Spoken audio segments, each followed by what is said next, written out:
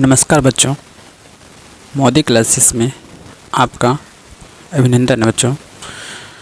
बच्चों आज हम लोग क्लास 8 का एनसीईआरटी मैथ बिहार बोर्ड प्रश्नावली 13.2 का क्वेश्चन नंबर 4, 5, 6, 7 करेंगे। बच्चों इससे पहले वाली वीडियो में 1, 2, 3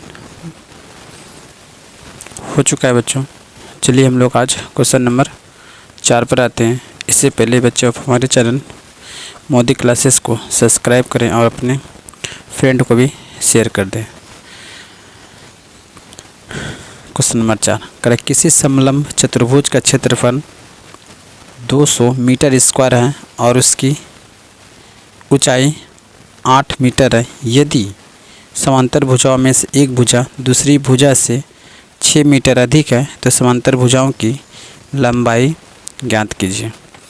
तो चलिए बच्चों इसका फिगर बनाते हैं। देखिए क्या कह रहा है क्वेश्चन। पहले कह रहा है एक समलंब चतुर्भुज बना लेते हैं, है ना। तो ये बच्चों हम लोग ये आपका समलंब चतुर्भुज है ना।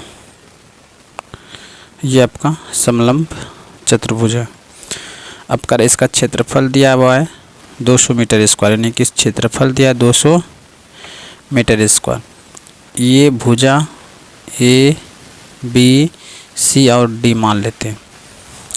अब कर एक भुजा या दूसरी भुजा 6 मीटर समांतर भुजा, अगर मान के चलिए यहाँ से यहाँ तक भुजा x है तो ये वाला जो भुजा होगा x + 6 होगा। चूँकि यहाँ पर कह रहा है समांतर भुजा एक भुजा x है, मतलब दूसरी भुजा से 6 मीटर अधिक है। तो अगर पहली भुजा x है तो दूसरी भुजा कितना है x + 6 है। और इसका हमको ऊंचाई दिया हुआ, ऊंचाई यानी कि ये वाला ऊंचाई, ये दोनों ऊंचाई सेम ही होता है। और यहाँ पर कितना ये लंब होता है 90 डिग्री। कितना दिया ऊंचाई है बच्चों आपको 8 मीटर दिया हुआ है। क्षेत्रफल आपका 200 मीटर दिया है। तो चलिए हम लोग निकाल लेते हैं समांतर भुजाओं की लंबाई, यानी कि हम ये दोनों लंबाई निकाल लेते हैं। हम चलेंगे यहाँ से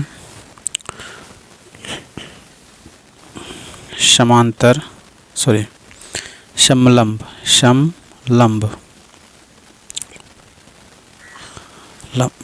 चतुर्भुज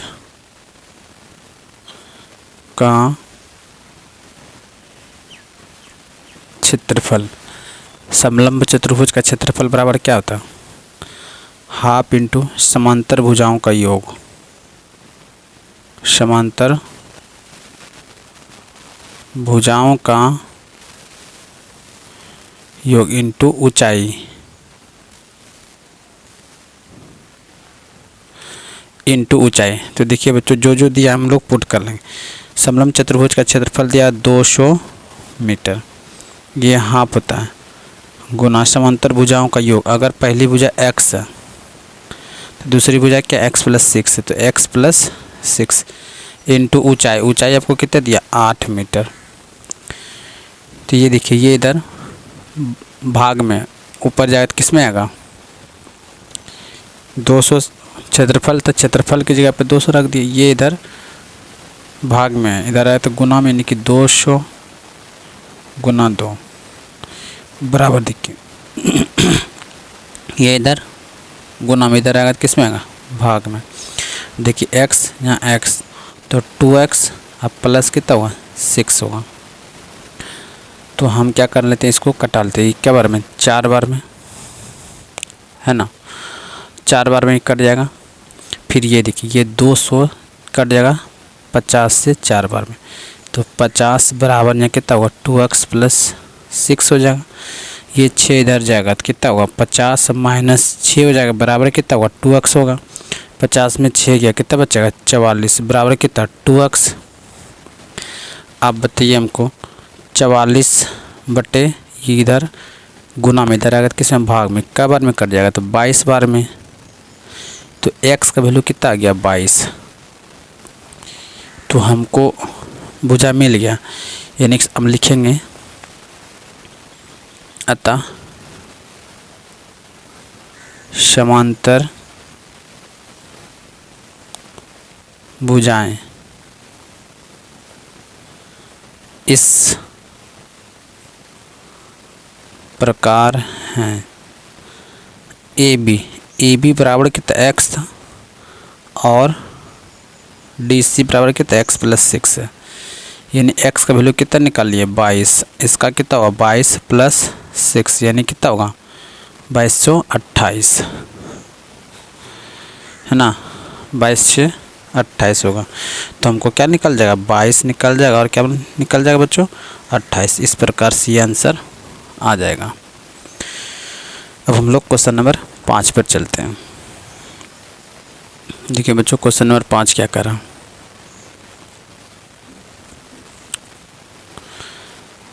कह रहे किसी समलंब चतुर्भुज की समांतर भुजाएं क्रमशः 24 सेंटीमीटर और 20 सेंटीमीटर तथा दोनों भुजाओं के बीच की दूरी 15 सेंटीमीटर, तो इसका क्षेत्रफल निकालें। ये भी क्वेश्चन बहुत इजी है। देखिए हम आपको फिगर से समझाते हैं क्या क्या दिया हुआ है, क्या क्या नहीं दिया हुआ। देखिए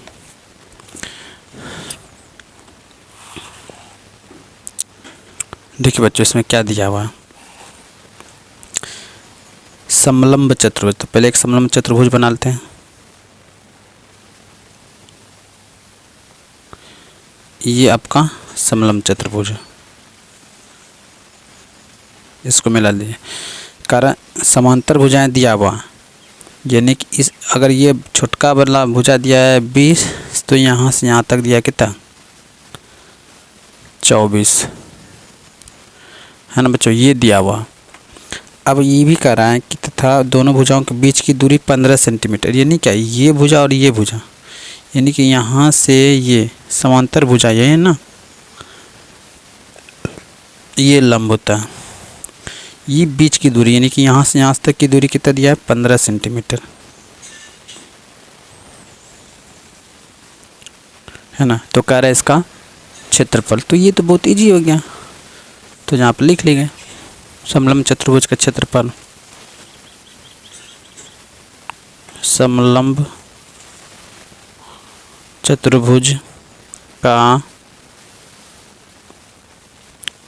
क्षेत्रफल क्या होता है भाई, हाफ इंटू समांतर भुजाओं का योग, समांतर भुजाओं का योग इंटू क्या होता है ऊंचाई, ऊंचाई यानी कि h। अब यहाँ तो दिया हुआ है हाफ समांतर भुजा क्या हो गया, यानी कि ये दिया हुआ है, इसको मान लीजिए a, इसको b, इसको c, इसको d, तो सब चीज़ दिया हुआ है, यानी क्या ए बी अब प्लस कितना सी डी या डी सी इंटू ऊंचाई, ऊंचाई इतनी दिया हुआ h, तो कर लीजिए हाफ इंटू ए बी कितना 20 है प्लस 24 है गुना h कितना दिया 15 है। अब इसको सोल्यूशन कर लीजिए, तो 1/2 गुना 20 और 24 दोनों को जोड़ दीजिए कितना 44 गुना कितना 15, ये इसको कट जाएगा कितना 22 बार में। अब इसको गुना कर लीजिए, तो 22 पंचे 110, अब 22 से कम 22, तो 0 3 और 3, यानी कि इसको गुना करने के बाद कितना हुआ 330 सेंटीमीटर स्क्वायर आएगा। ये बच्चा आपका आंसर, इस प्रकार से ये आंसर आ जाएगा। आइए अब हम लोग क्वेश्चन नंबर 6 पर चलते हैं। ये क्वेश्चन नंबर 6 क्या करा, किसी समलंब चतुर्भुज का क्षेत्रफल 384 सेंटीमीटर स्क्वायर है। यदि समांतर भुजाओं का अनुपात 3:5 हो और दोनों के बीच की लंबात्मक दूरी यानी कि वही लंब वाला दूरी 12 सेंटीमीटर है, तो प्रत्येक समांतर भुजाओं की माप ज्ञात कीजिए। इस बार देख लीजिए क्या दिया बच्चों, अनुपात में दे दिया माप। तो हम तो आप लोग को अनुपात बहुत सारे सिखाए हैं। देखिए हम फिगर इसका भी बना के आपको दिखाते हैं क्या दिया हुआ। पहले तो एक समलंब चतुर्भुज बना लीजिए।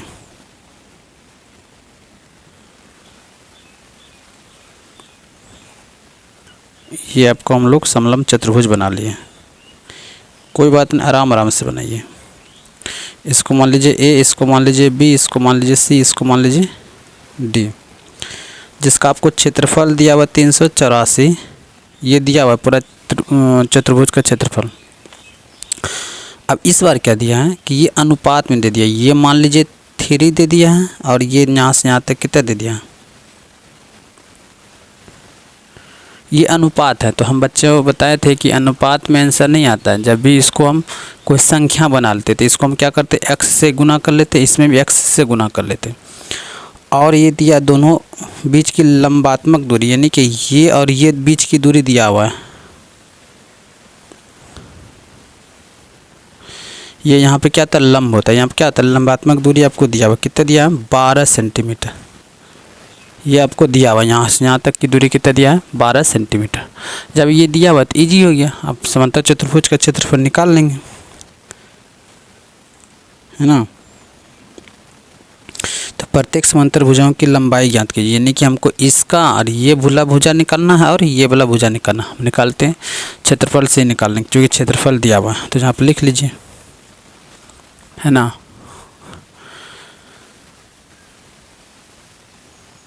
समलंब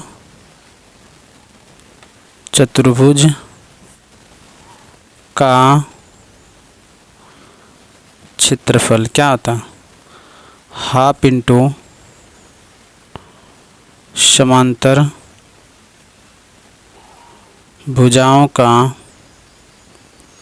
योग इंटू क्या आता है, ऊंचाई। तो आपको क्षेत्रफल दिया हुआ था कितना, 384। तो यहाँ पर लिख लेते हैं 384, 384 हाफ समांतर भुजाओं का योग। ये पहला दिया हुआ 3x, तो दूसरा कितना दिया 5x इंटू ऊंचाई, ऊंचाई कितना दिया 12। अब इधर ये कट जाए कितना बार में, 6 बार में, है ना। 6 बार में कट गया। अभी इधर गुना में, इधर आए किसमें, भाग में। 384/6, 3x और 5x कितना हो गया, 8x।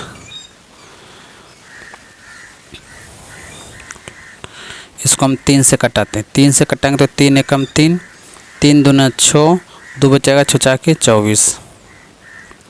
3 से कटा दें, 3 एकम 3, 1 बचेगा।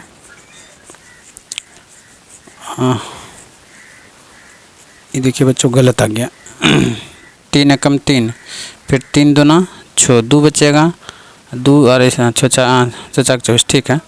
तो आप इसको देखिए, फिर 3 से कटाएंगे तो ये 2 से ही फिर कटेगा 6 और 2 बार में, है ना।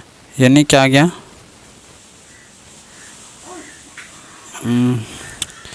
देखिए बच्चों हमको लग रहा है यहाँ पे थोड़ा सा मिस प्रिंट है, तो हम लोग देख लेते हैं इसको कटा के।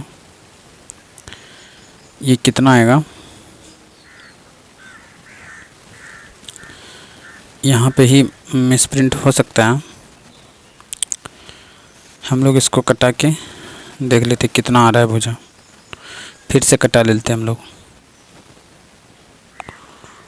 क्या करना है, कटा लीजिए फिर से। देखिए बच्चों यहाँ पे ही मिसप्रिंट हुआ है। हम लोग आगे बढ़ते, देखिए इसको लिख सकते 384/6 बराबर कितना, 5 3 8x। अब हम क्या कर सकते हैं, देखिए तो इसको 384/6 गुना 8 बराबर कितना x लिख सकते हैं, है ना। आप कटाते हैं 6 से, 6 से कटेगा,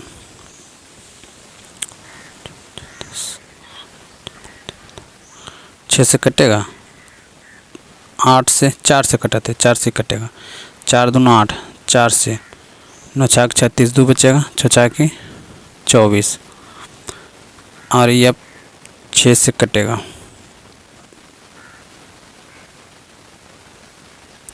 ए 16 बार में, फिर 16/2 बराबर x, तो ये कितना 8 बार में, यानी कि x का वैल्यू कितना हो गया 8। जब x का वैल्यू 8 आ गया बच्चों तो आप सोल्यूशन इजी हो गया। तो लिखिएगा समांतर भुजाएं, समांतर भुजाएं, पहला कितना है 3x है, फिर कितना है 5x है, तो 3 गुना 8 यानी क्या 8 या 24, इसमें 5 गुना 8 यानी क्या होगा 40, यानी क्या इसका आंसर 24 और 40 हो जाएगा। आइए बच्चों हम लोग अब आगे बढ़ते हैं, क्वेश्चन नंबर अब 7 करेंगे।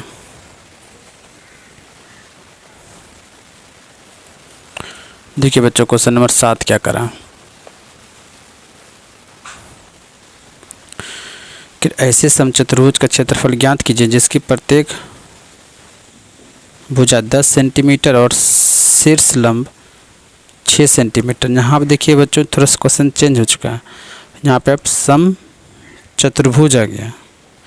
तो समचतुर्भुज के बारे में पहले हम लोग कुछ समझ लेंगे कि समचतुर्भुज किसे कहा जाता है और समचतुर्भुज का जो क्षेत्रफल होता क्या है ना। तो आइए हम लोग समचतुर्भुज के बारे में पढ़ते हैं, थोड़ा सा पहले समचतुर्भुज को समझ लेते हैं। देखिए समचतुर्भुज,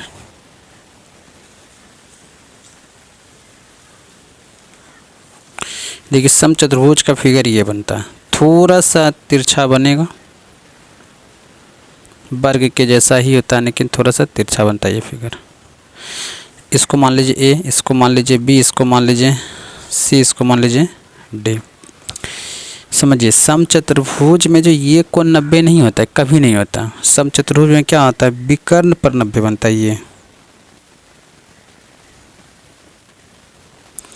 ये आपको 90 बनेगा है ना। ये जो होगा ना बच्चों ये समचतुर्भुज पर 90 बनता है, ये यही इंपॉर्टेंट है। और समचतुर्भुज की प्रत्येक भुजा क्या तो बराबर है, अगर ये ए है तो ये भी क्या होगा ये होगा, ये भी यहाँ से यहाँ तक क्या ए हो जाएगा, यहाँ से यहाँ तक ये भी क्या होगा ए हो जाएगा। कि समचतुर्भुज का प्रत्येक भुजा क्या होती है बराबर होता है, यानी कि इक्वल होता है बस। अब होता है कि समचतुर्भुज का क्षेत्रफल कैसे होगा, तो समचतुर्भुज का क्षेत्रफल क्या होता है आधार गुना ऊंचाई, और भी होता है और भी उसका लिख सकते हैं कि समचतुर्भुज का क्षेत्रफल half into d1 into d2, यानी कि पहला विकर्ण गुना दूसरा विकर्ण भी हो सकता है। तो हम यहाँ पे ये भी लिख सकते हैं सम चतुर्भुज का क्षेत्रफल तो क्या होता है half into d1 into d2। देखिए d1 क्या होगा पहला विकर्ण, यानी कि यहाँ से यहाँ तक ये d1 हो गया, तो ये यहाँ से यहाँ तक क्या होगा d2 हो जाएगा, यानी कि पहला विकर्ण गुना दूसरा विकर्ण। और जब आपको विकर्ण दिया रहेगा तब तो कम हो जाएगा,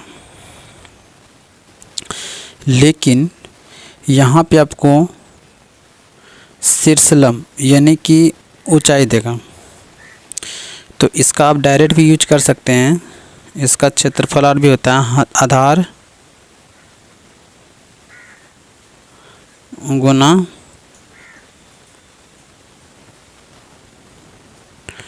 ऊंचाई, आधार गुना ऊंचाई।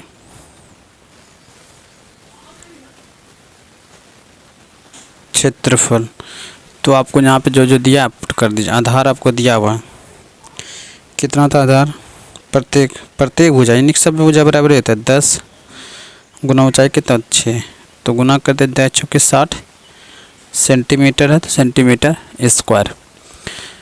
इस प्रकार से बच्चों हम लोग क्वेश्चन 7 तक कर चुके हैं। अब जो आगे वाला है इसका नेक्स्ट वीडियो हम लोग पूरा कर लेंगे, क्योंकि वीडियो ज़्यादा लंबा हो जाएगा बच्चों। जय हिंद बच्चों।